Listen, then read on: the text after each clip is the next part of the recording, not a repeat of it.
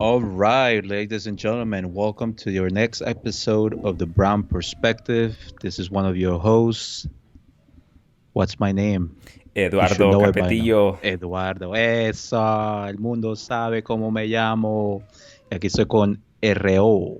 You should have said, "What's my mother effing name?" At least that way you could have played it off like you were doing the lyrics from. Is that the Snoop Dogg song? Exactly. I'm becoming a West Coaster. You Every know day I spend time here. that song, the Snoop Dogg, because we came to the U.S. in the early '90s, Hmm. and I was in the fourth grade, fifth grade. So I had already been in school for about 2 or 3 years. So I was picking up the language, getting familiar with American culture, and that's around the time that Snoop Dogg blew up. Yeah. And I remember I liked the song because it's Yeah, it was the a good song. yeah, but it's sampling from what's his name from Atomic Dog from George Clinton. George Clinton's Atomic Dog. So it's a good catchy melody. And so I remember I was singing the melody of it. I was saying Snoop Doggy. And so a black girl that was sitting next to me. I still remember her name. Her name was Tanya back then. She was like, "I didn't know you got down with Snoop Dogg." I don't know. She made a comment like that. Like she was so surprised that this kid that barely spoke English was singing a Snoop Dogg song. I still have that to this day. I still remember that when I listen to that song or when I think about it. Anyway, That's funny. I also came to the US in the early 90s. So for me, I think 90s hip hop is the best. Well, I do remember I came around the time where Crisscross was also yeah, the popular. So obviously backward pants. the baggish, yeah, backward pants, backwards clothes. So I mean, I just like the music, and then getting exposed to all that early 90s hip hop, which to my mind is still some of the best music out there, the best era of hip hop. I remember there was a function. It wasn't a concert. It was those functions that where you would go to the auditorium and it was maybe 5 or 10 minutes of someone speaking, and then a group would come on and do a song or two, and then Hmm. something else. It was something like that, and I don't remember if it was Crisscross that came. I don't think it was Crisscross. I think it was a band that was imitating them or singing one of their songs. So, but the kids were wearing the backward pants, and they did the song the what's the jump song Yeah, jump, from jump. Crisscross, yeah, and Crisscross will make ya. yeah, and when you're a kid, I don't know why I did this, but they asked a whole bunch of kids to go to the front for the song or two that they were gonna play, and if you want to go to the front to dance in the front, not on stage, you're on the like it would be like the pit if it was an actual concert, and they invited like 10 or 15 kids just to go there and to see the singers up close and even dance. And I don't know why all the kids went crazy raising their hands to go to the front. And I don't know why I just went along with it. And I raised my hand too. And I guess I screamed the loudest and they chose me. And I was like, oh crap, now what? So there I go, como pendejo, to the front. And I get to the front and I realize that I'm actually terrified, that I don't know how the hell I got myself in that situation. And all the other kids are dancing, they're having a good time. Like todos los morenitos, they love the song, they're dancing, and then Hmm. there's other Hispanic kids too, and they're dancing. And I'm just standing there like a fool. And I think I turned around and I started talking to someone on stage just to play it off, like to pretend like I was having a conversation. It was so embarrassing, man. But the embarrassment didn't kick in until I was already there because I don't know. I don't know. I got swept. I guess I got swept In the with. euphoria of yes, I want to be up front. Yeah, that's one of Wait, those. so you didn't dance? You just stood around there? Yeah, I didn't know how to dance. I was. Ah, Well, look, this is 2 3 years after coming from Mexico. You don't learn. You start listening to the music, but you don't. Dancing is a hard activity to pull off. I mean, it's even so you're hard gonna for. start break dancing. I thought you were gonna start doing like nutcrackers and popping and locking and all that stuff. I didn't even know how to dance Mexican music, much less hip hop music. So I used Oh like man. that. That's one of those. We should have a segment and we should call it that pendejo moment. The pendejo moment. Yes, I like it. That's one of my pendejo moments where I don't know how the hell I ended up there. And um, yeah, that I don't remember the rest of that. I just remember playing it off and talking to the person behind me. And I think the guy on stage, I think he was one of the ones that was either the sound person, making sure that the speakers or the cables were in the right place as the performers were singing. Hmm. And I think he just told me to like f off. I don't That's funny. You know what would have been funny if you would have started dancing like those guys that dance un rayo del sol. If you're just going like all crazy, like do, do, do, do, do, do, do, do. Well, the crazy thing is that I'm sure I could have done just about anything there, and it wouldn't have it wouldn't have stood out because you have a whole bunch of young kids, like 9, 10 years old at the time. Yeah. Well, it's funny. It reminds me of some of my friends from middle school. You know, we ended up going to high school together, and they ended up picking up breakdancing. So at first they were very stiff and they really weren't that good, but they used to practice. They used to go to the school early to the gym and be able to practice their breakdancing. So eventually they got really good. And actually, I remember that once we were practicing in the basement, in my basement. And it's funny because I guess going back to a pendejo moment, you know, we were having a good time practicing dancing, and for some reason, I think I got the scoba, the broom to clean or something. But then, you know, I started doing things with it, and then as I'm twirling the scoba, I hit the light on top of us, Yeah. the little shade, and that shit breaks everywhere.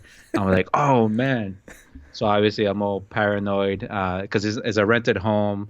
Nobody used the basement, but I was like, okay, let's clean it up, and hopefully my mom or the owners will notice that this thing broke. But yeah, we used to break dance in my basement. You know, I picked up a few moves, but I didn't. My thing was soccer, so they kept up with it, and then eventually they were like doing routines at school dances and parties that we went to.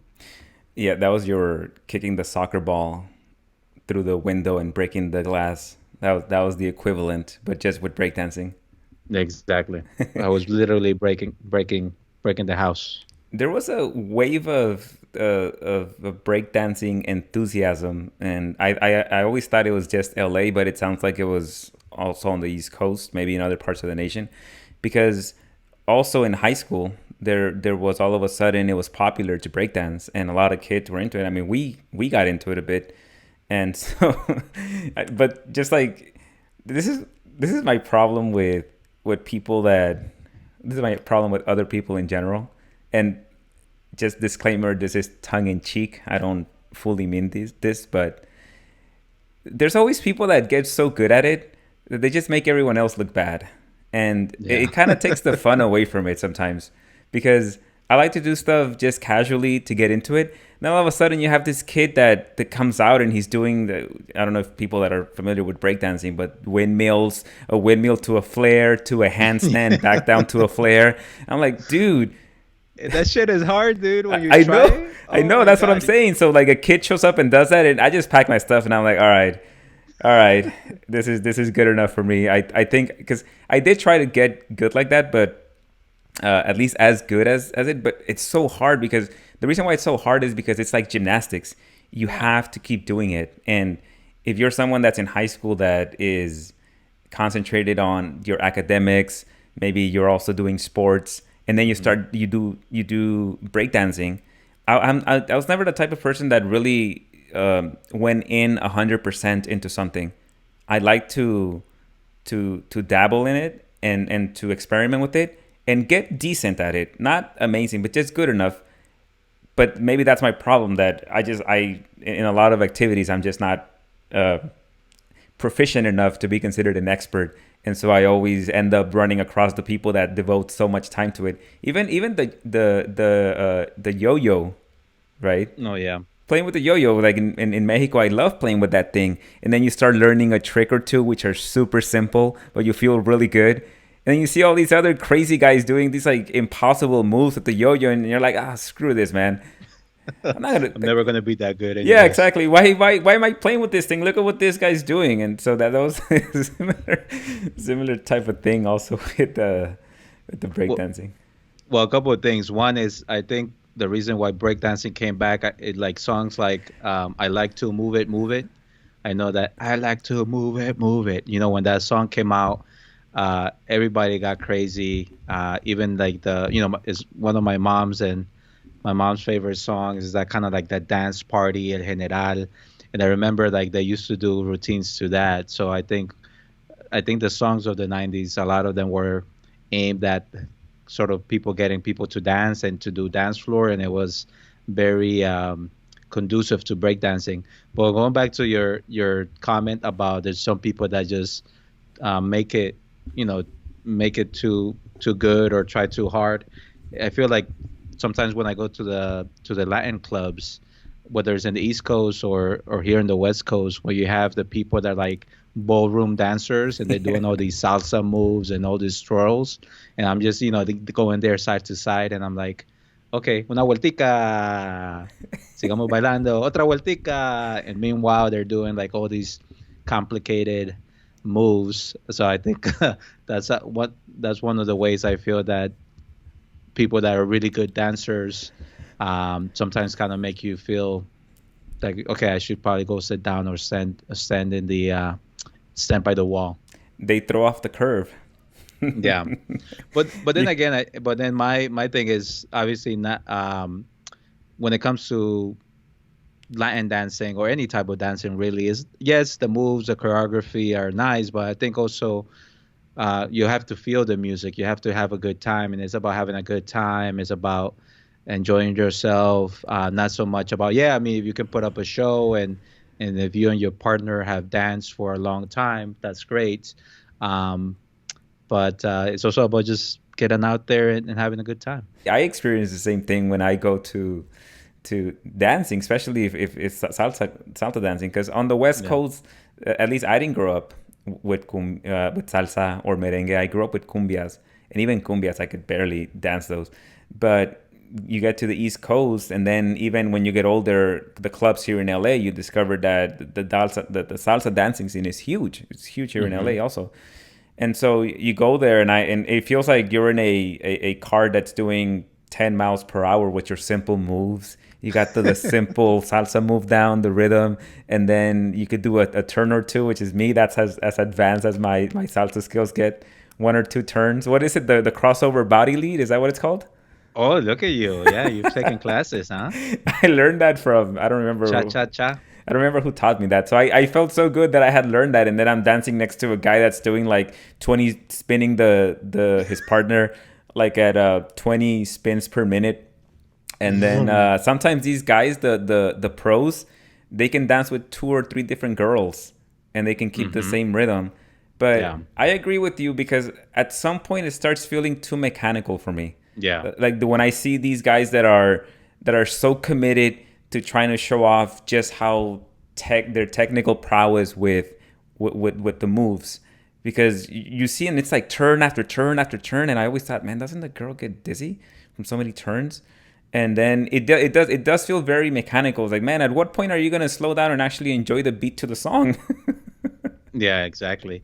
And I think the girls get into it too. And I think it's part of a dancing culture. I think oftentimes are people who dance either in a dance group or they kind of know each other, so they know the routines, they learn the routines, they practice them, and it's also kind of this social um big social thing, which I think is why it contributes it to becoming such a big scene out here in the West Coast. So I know that actually back in pre-pandemic times, Alhambra over in no, I'm sorry, Alhambra.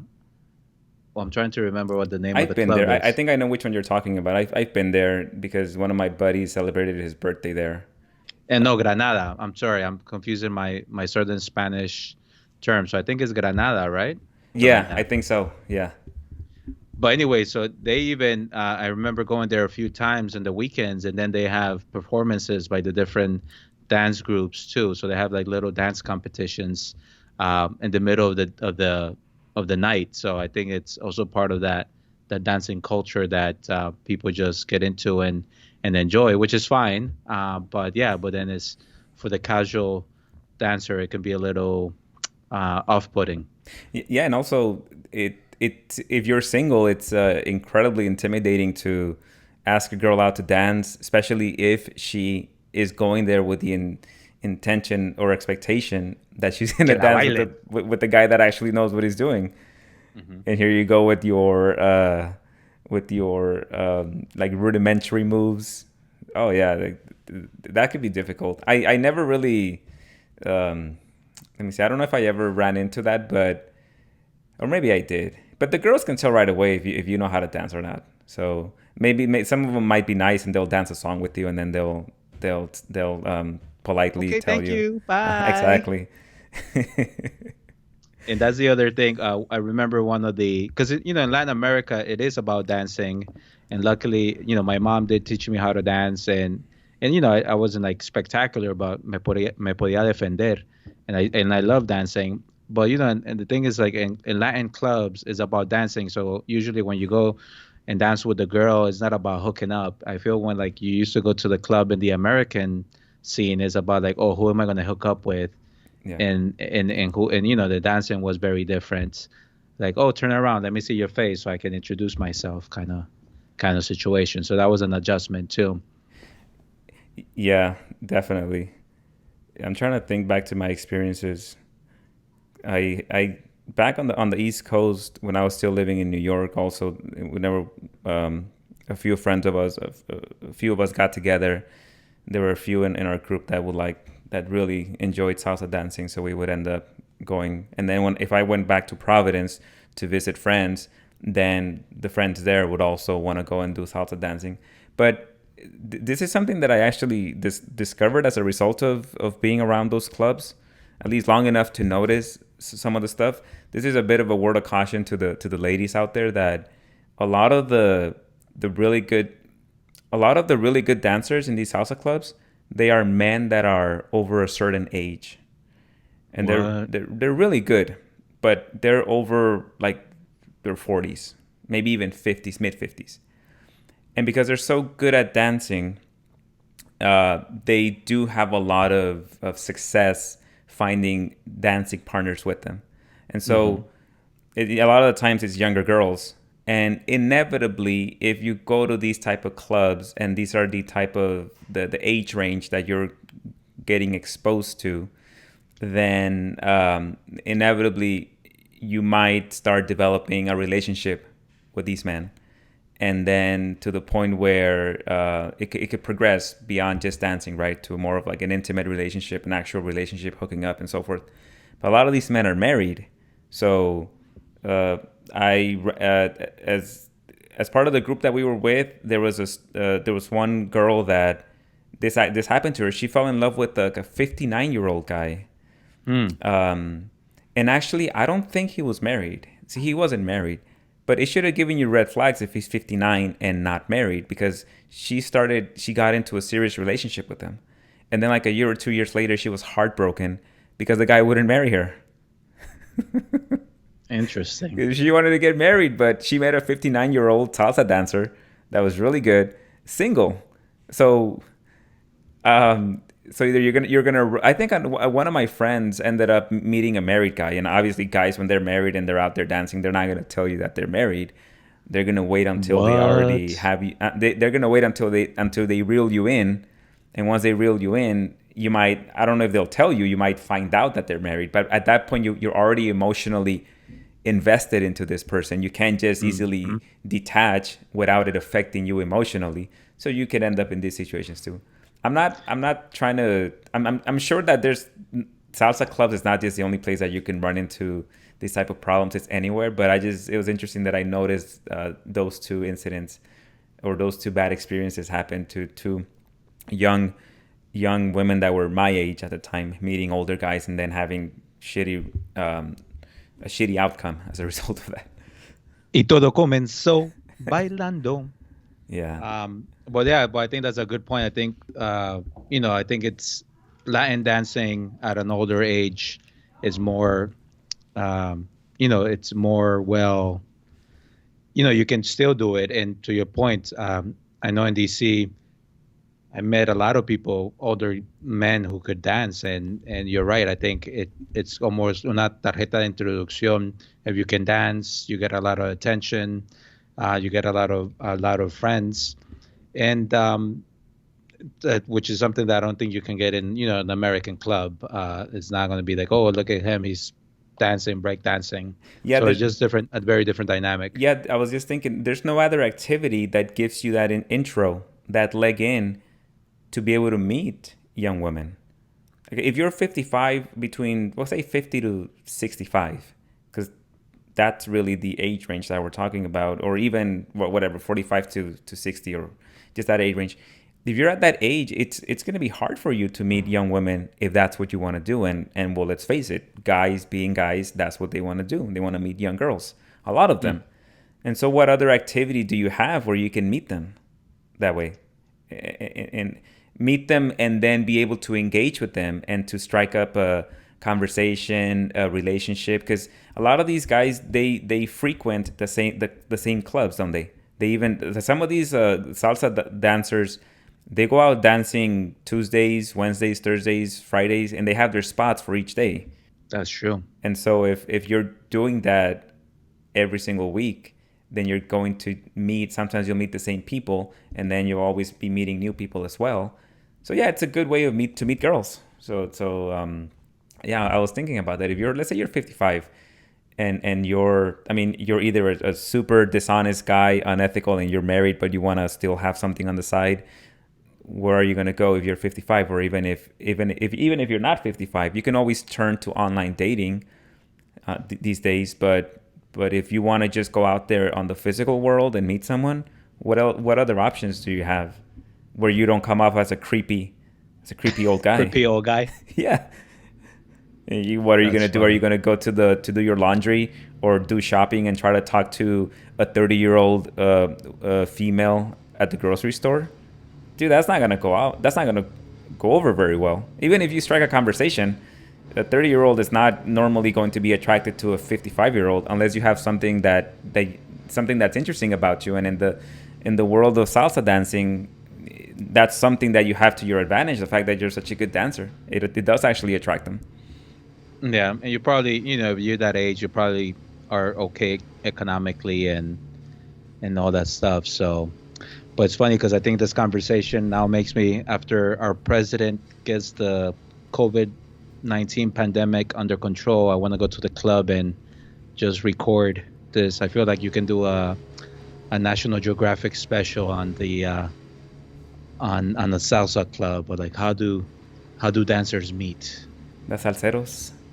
Yeah, I wonder, do you think, because I'm sure a lot of people are missing the club scene, you think people are going to go dancing and back to normal once this is over? Oh yeah, I think so. And people are gonna forget about this within a few weeks, especially after they have a vaccine. Just everyone's gonna get the vaccine and they're just gonna go back to doing whatever they were doing before. We have short-term memory. This is true. By the way, I don't know if you can hear all the noise outside. I think there's some construction going on outside. Now that you mention it, I think I hear it slightly. As long as it doesn't interrupt too much. Okay, so I don't know how we started talking about. Oh yeah, because you because of the Snoop Dogg song. Snoop Dogg. There you go. That tangent conversation. Yeah.